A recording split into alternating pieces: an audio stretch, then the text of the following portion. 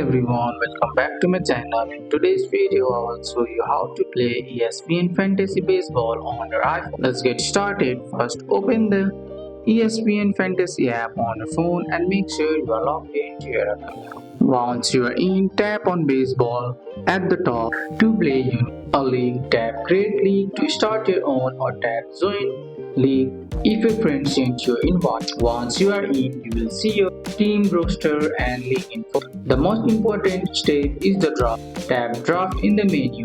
You can choose auto draft when the app picks player or live draft. When you pick players yourself, pick your favorite players from different positions like pitcher, catcher, infielders, and outfielder. Once your team is drafted, tap My Team. Here you can set your starting lineup for each day or drag and drop or tap players to put them in your active lineup and bench players you don't want to play.